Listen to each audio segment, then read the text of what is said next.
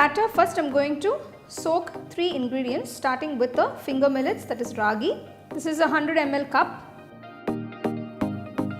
Pour enough water and soak the ragi for about 3 hours minimum. Next I am going to soak 50 grams of urad dal. Wash it a few times and then soak it in water. Next, soak 100 grams of idli rice. Wash it a few times, pour enough water and soak it for about 3 hours. Soak the ingredients separately and leave it for about 3 hours minimum and a maximum of 5 hours. So first I am going to grind the urad dal.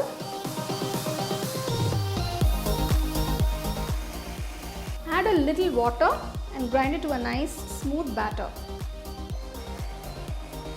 Remove the batter into a bowl. Add the finger millet and the idli rice and grind it together.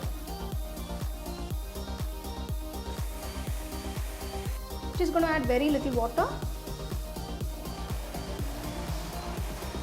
So I've ground the batter to a nice smooth consistency. To this add 1 teaspoon of rock salt. Mix it nicely. Mix the batter well and leave it out to ferment for a minimum of 8 hours. So this is a fermented batter which I have done earlier. So apply a little oil to the idli plate. So you can see the batter is fermented. Now for the idlis, make sure you take the batter from the top. Don't mix the batter.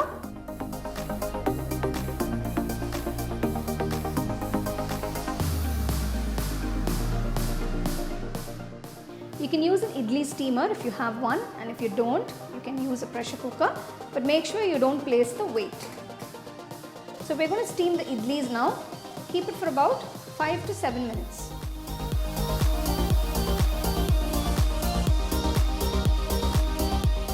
The idlis are done.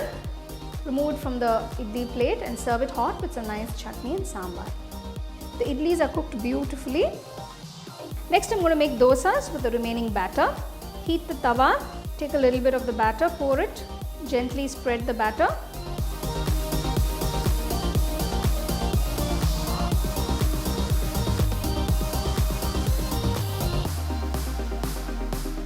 Pour a little oil on the ends.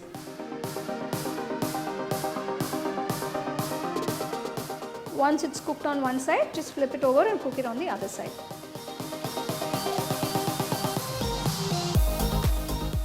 The dosa is done.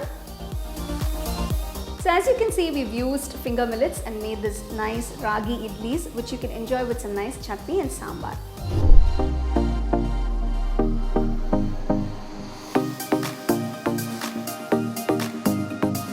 For the Neer Dosa, I have soaked 1 cup of raw rice for about 5 hours. Now if you want to make this dosa in the morning, you can soak it overnight. The next step is to grind the rice. Take a mixer jar, add the rice to the jar, pour enough water and grind it to a nice smooth batter. You can see the batter is ground to a very smooth consistency. Next, add a little salt to the batter. Mix it well. As you can see, the batter is very thin and runny. So if you can see, I'm going to dilute this a little more by adding water, and that's precisely how we want it. As the name says, Neer Dosa. Neer is water. You need a more thin buttermilk consistency. That's what we are looking for here. The thinner the batter, the better your dosas.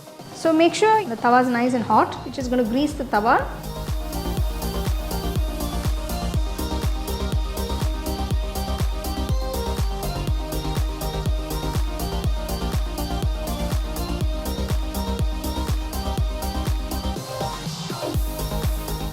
When the dosa is cooked, it becomes dry on the sides, on the ends, and it just comes off the pan easily. So that's an indication that the dosa is cooked. You only cook it on one side. So you've seen from the recipe how simple this dosa is to make.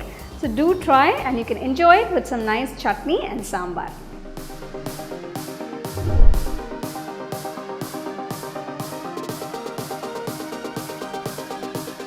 For the rava uttapam, first I'm going to make the batter. For this, take 1 cup of rava or suji. Now this is non-roasted suji, half teaspoon of salt and 1 cup of sour curds.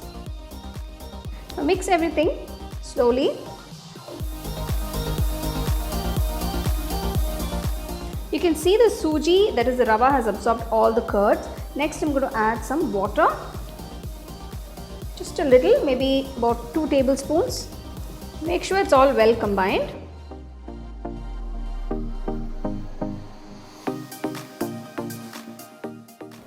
Let it sit for about 10 minutes. So you can see the batter has become very thick and it's absorbed all the moisture. I'm going to add a little more water. So this is about half cup of water I've added. Now mix everything. You can see how thick the batter is.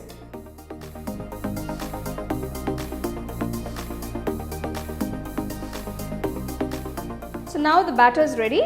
After 5 minutes, you can start making the uttappams. Take a tawa, heat it and pour a ladle of the batter. Uttappam is generally quite thick, so you don't have to spread the batter too much. So these are all the add-ons. You can add some onions, green chilies for a little bit of spice. If you don't want green chilies, you can avoid them. You can add some chopped tomatoes. You can de-seed the tomatoes and then add them.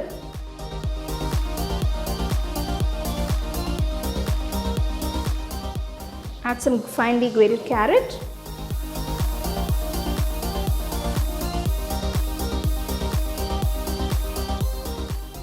And some chopped coriander leaves. Gently press the toppings so they stick well into the uttappam.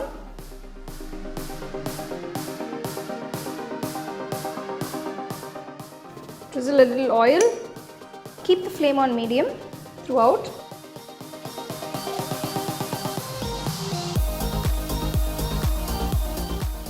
So once it's cooked on one side, I'm just going to gently flip it over. So after about 3 to 4 minutes, I'm just going to flip it to the other side again. The uttappam is done. Now remove it from the pan.